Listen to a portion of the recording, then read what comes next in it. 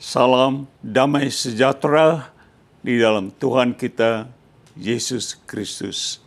Ya, kami dari Great Commission Gospel Ministry, Pelayanan Injil Amanat Agung, dan kami berlokasi di Los Angeles, California, USA atau USA, yaitu Amerika Serikat. Dan nama saya ialah Pendeta Cornelius Ritiau.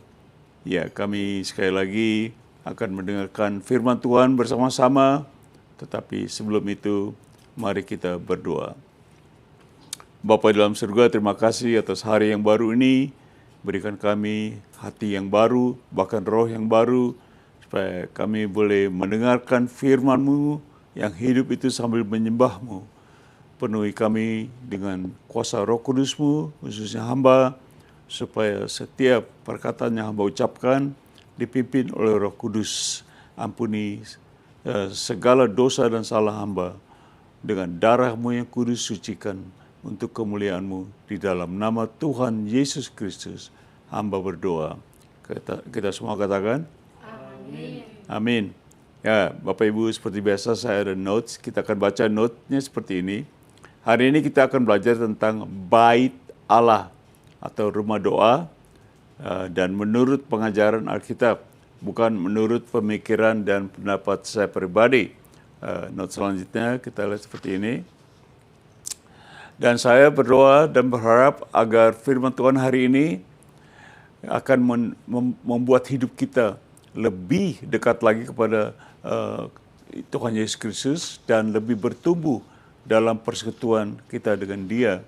Oleh sebab itu, saya akan berbicara, judulnya ialah Bait Allah, House of God.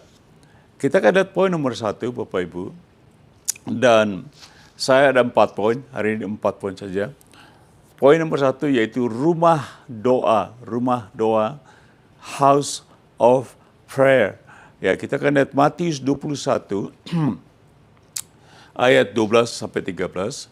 Lalu Yesus masuk ke bait Allah dan mengusir semua, bukan 1, 2, tapi semua orang yang berjual beli di halaman bait Allah. Maaf, ia atau Yesus membalikkan meja-meja penukar uang dan bangku-bangku pedagang merpati. Ayat 13.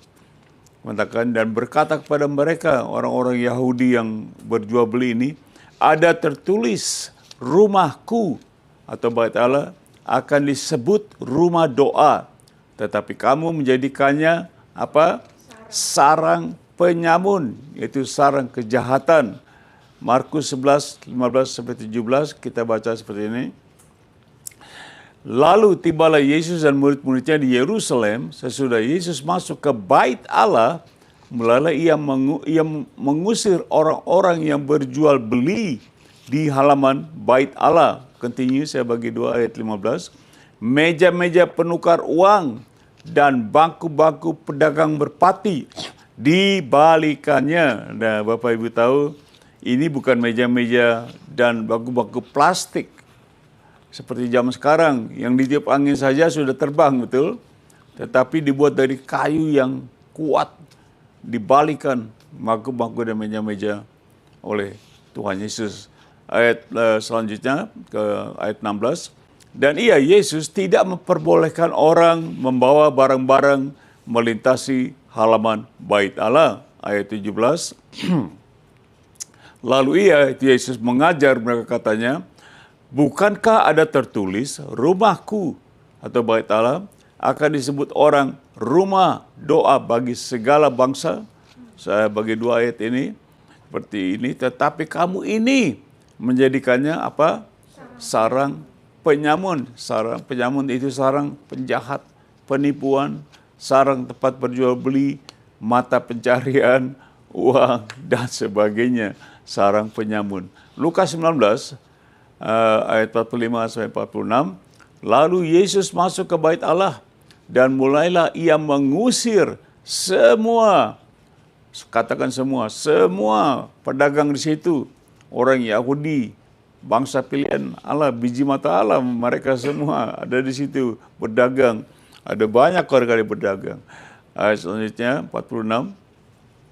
Katanya kepada mereka, ada tertulis rumahku itu bait Allah adalah rumah doa, tetapi kamu menjadikannya sarang penyaun, yaitu sarang penjahat.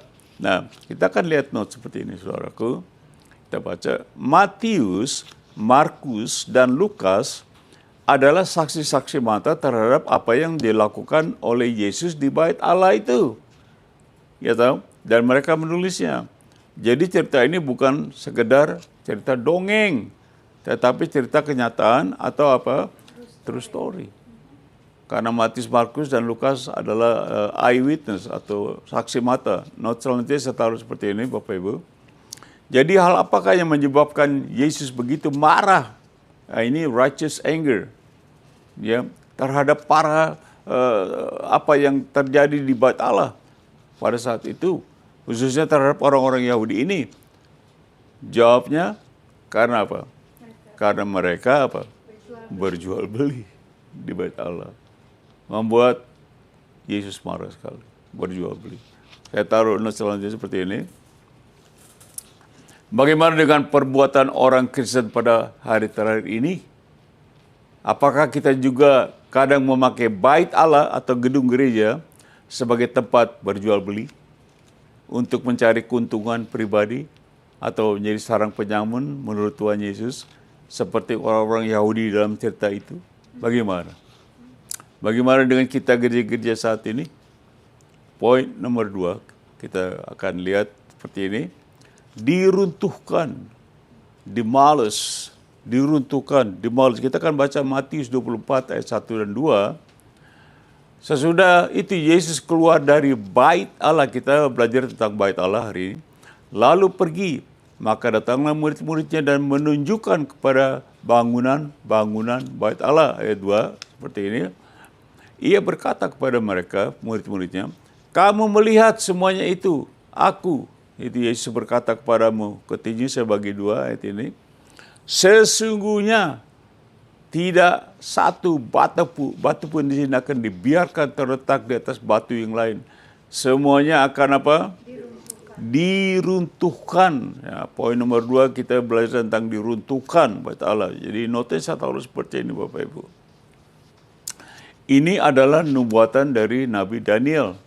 Anda bisa baca Daniel 9 ayat 24 dan 26. Ini nubuatan terhadap kota Yerusalem dan bait Allah. Dan pertanyaannya ialah apakah benar kalau bait Allah bisa diruntuhkan? Bisa tidak? Coba kita lihat note selanjutnya seperti ini. Ternyata kota Yerusalem termasuk bait Allah diserang oleh tentara Romawi pada tahun 70 SM sesudah Masehi di bawah pimpinan Jenderal Titus. Diserang, dibakar kota Yerusalem termasuk bait Allah. Coba notanya saya taruh seperti ini. Sehingga bait Allah di Yerusalem sungguh diruntuhkan, dihancurkan. Dan sampai sekarang ini sementara saya berbicara ini, tidak ada bait Allah di Yerusalem dan tinggal apa? Puing-puingnya saja. Dari tahun 70 sudah Masehi sampai sekarang, saudaraku. Dengan itu kita masuk poin nomor 3. Membinasakan, to destroy.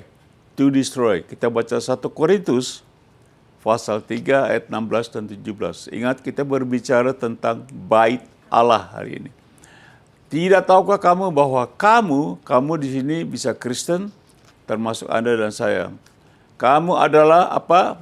Bait Allah, dan bahwa Roh Allah, itu Roh Kudus, diam atau tinggal atau berada di dalam kamu, yaitu dalam hati kita. Saya akan jelaskan nanti. 17 mengatakan jika ada siapa? Orang yang membinasakan atau merusak bait Allah, maka Allah akan membinasakan dia. Sebab bait Allah adalah kudus. Kudus nggak bait Allah? Roh Kudus ada. Dan bait Allah itu siapa? kamu. Ya. Jadi saudara, kita ini bait Allah. Dan tubuh kita ini kudus. Karena roh Allah, roh kudus ada dalam kita. 1 Korintus 6:19, seperti ini kita baca. Atau tidak tahukah kamu, yaitu Kristen atau jemaat Kristus, bahwa tubuhmu adalah bait Allah, roh kudus yang diam atau tinggal dalam kamu, roh kudus yang kamu peroleh dari siapa? Dari Allah, dan bahwa kamu bukan milik kamu sendiri. 2 Korintus 1 ayat 21-22 kita baca seperti ini. Sebab Dia atau Allah yang telah meneguhkan kami bersama dengan kamu di dalam Kristus adalah Allah yang telah mengurapi. Ayat 22 mengatakan seperti ini. Memeteraikan tanda miliknya atas kita. Dan yang memberikan siapa? Roh Kudus.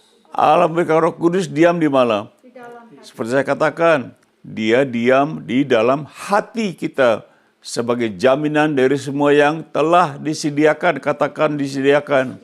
Disediakan untuk kita. Jadi Roh Kudus di dalam hati kita sebagai jaminan semua yang telah disediakan untuk kita.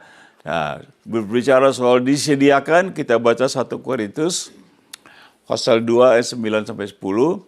Tetapi seperti ada tertulis, apa yang tidak pernah dilihat oleh mata dan tidak pernah didengar oleh telinga, continue saya bagi 2 ayat ini, 9, dan yang tidak pernah ditimbul di dalam hati manusia, semua yang apa? Disediakan. Kita berbicara tadi disediakan. Yang disediakan Allah untuk mereka yang mengasihi kita.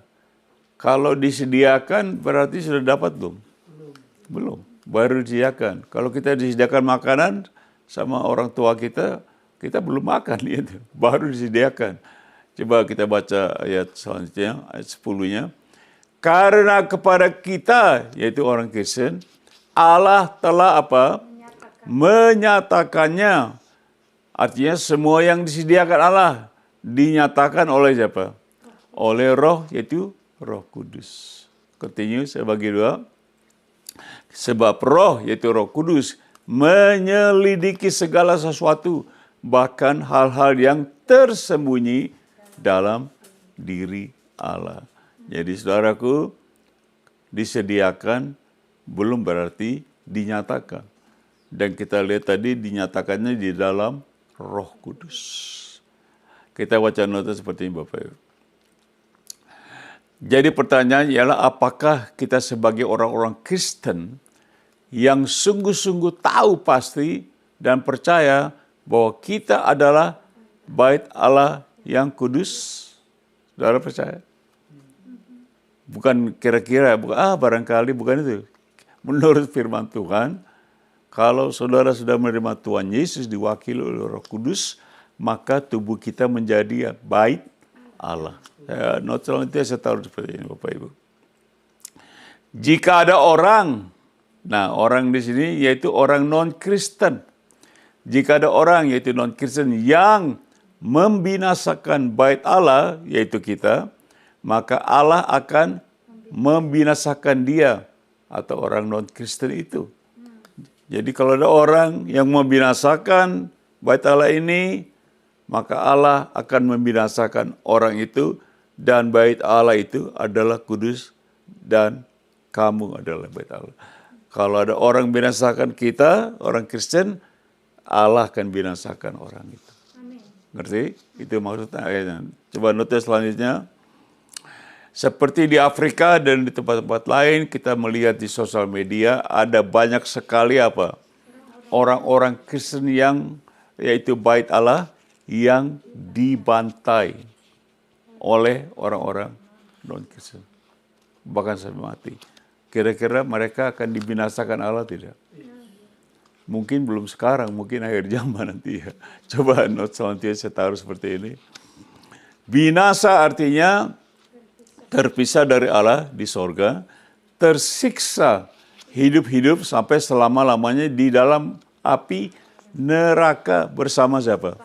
Setan, Antikristus, nabi palsu dan semua antek-anteknya. Disiksa hidup-hidup. Firman Tuhan. Itu lain pelajarannya di kitab Wahyu kita belajar. Poin nomor 4, saya selesai saudaraku. Yaitu dibangun. Being built.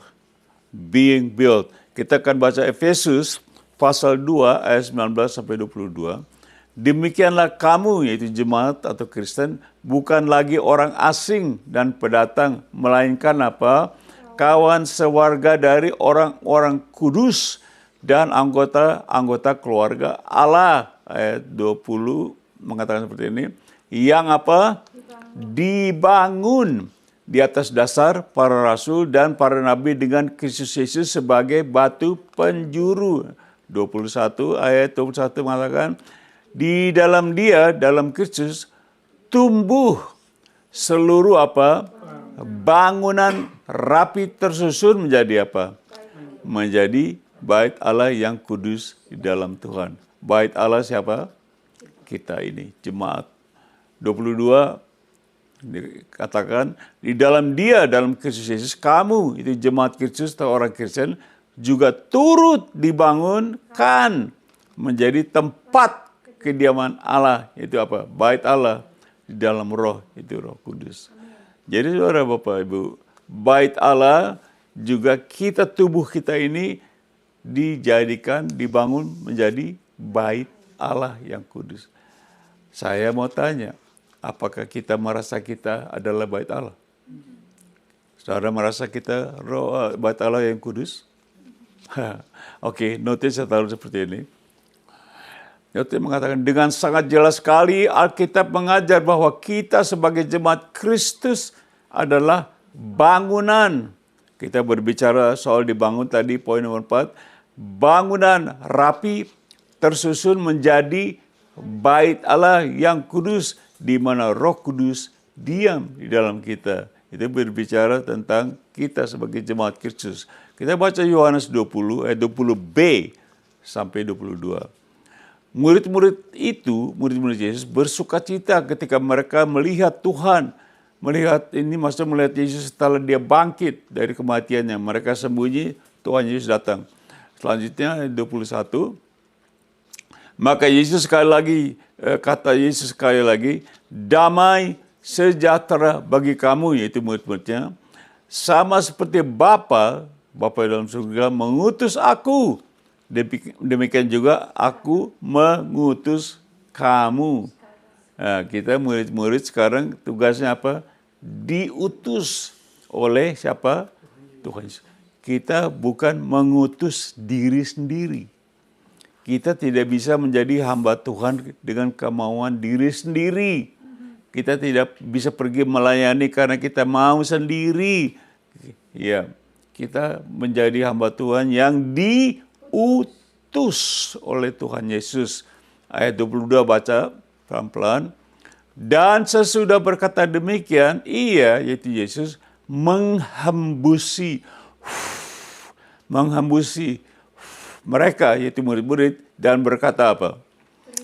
Terimalah Roh Kudus. Jadi selama ini sebelum Tuhan Yesus bangkit, murid-murid melayani bersama Tuhan Yesus. Jadi mereka tidak perlu ada Roh Kudus karena mereka bersama Tuhan Yesus. Tapi setelah Tuhan Yesus bangkit dan diangkat naik ke surga, dia berkata kepada muridnya, terimalah Roh Kudus.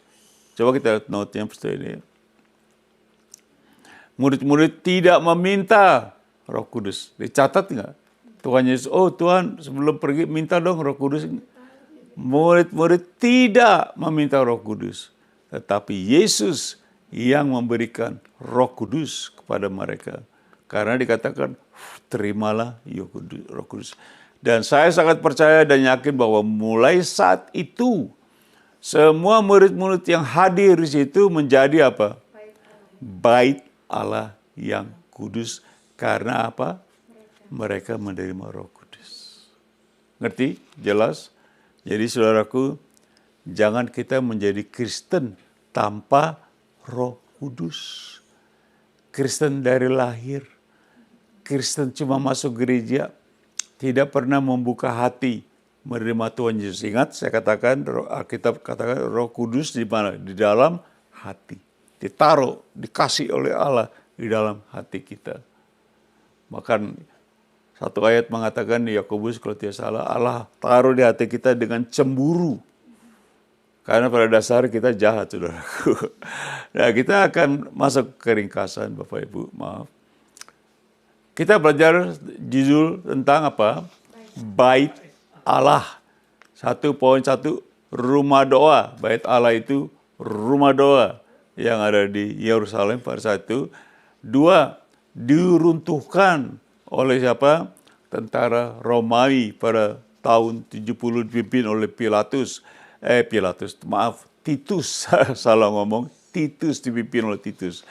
Poin ketiga, membinasakan. Kalau ada orang membinasakan bait Allah, yaitu kita, Allah binasakan dia. Jadi Bapak Ibu, jangan sampai kita membinasakan orang Kristen, itu bait Allah. Karena kita akan dibinasakan oleh Allah. Mungkin kita membinasakan orang Kristen nggak balas. Siapa yang balas? Allah sendiri akan membinasakan. Poin keempat, kita dibangun, disusun rapi menjadi bait Allah yang kudus. Saudaraku, apakah saudara merasa saudara bait Allah yang kudus? Kita akan ada aplikasi, ada 3 aplikasi, tidak salah. Apakah saudara sudah menerima Yesus Kristus sebagai Tuhan dan Juru Selamat ke dalam hati saudara yang diwakili oleh Roh Kudus? Jikalau belum, maka saudara bukan apa? Bukan bait Allah. Saya katakan tadi, orang Kristen yang tidak pernah terima Tuhan Yesus secara pribadi. Yohanes 1 ayat 12, setiap orang yang menerima dia, itu Yesus diberi kuasa menjadi anak-anak Allah. Yaitu mereka yang percaya kepadanya. Poin nomor 2, aplikasi saya taruh seperti ini. Marilah kita pelihara baik-baik bait Allah, yaitu kita sendiri, diri kita. Karena Allah Roh Kudus diam di dalam kita. Dan janganlah kita mengkontaminasikan bait Allah yang kudus ini dengan segala macam perbuatan hawa nafsu daging kita. Karena bait Allah adalah kudus. Hati-hati Bapak Ibu. Pelihara tubuh ini.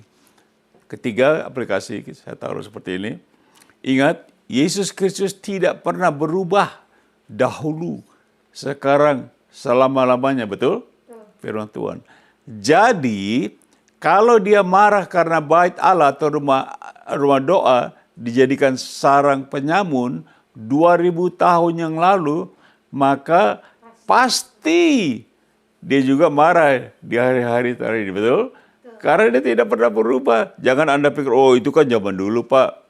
Zaman 2000 tahun yang lalu. Kan sekarang zaman sekarang kan di gereja nggak apa-apa. Jual beli dagang. Ada yang komentar begitu dengan saya. Well, Tuhan Yesus nggak pernah berubah. Kalau dia marah zaman dulu, masa dia nggak marah sekarang? Yang penting rumah Allah atau gereja, gedung gereja, kita tidak bisa pakai menjadi tempat jual beli. Wah Pak, tapi alasannya kan kita cari dana, cari ini. Tidak bisa dipakai untuk masalah uang jual beli apapun. Bukan saya, saudaraku. Mungkin Bapak Ibu, Pak Arita ngomongnya tuh gombal tuh. Bukan saya yang bilang. Bukan saya yang marah, Tuhan Yesus. Saya sih ya silakan, tapi hati-hati, tanggung aja sendiri. Ya tidak? Ya. Jadi saya hanya mengajar, tidak menuduh. Saya hanya apa? Mengajar. Kalau Tuhan Yesus marah sekali, dia marah sekali 2000 tahun yang lalu, dia akan marah sekarang juga, tidak berubah. Oke? Jadi kata penutup seperti apa saya taruh seperti ini. Tidak tahukah kamu bahwa kamu adalah bait Allah di mana Roh Kudus diam di dalam kamu. Saudara tahu? Amin. Saya tahu. Oleh sebab itu hati-hati Bapak Ibu. Ada firman Tuhan mengatakan, kuduslah kamu sebab aku kudus, Allah kudus. Amin.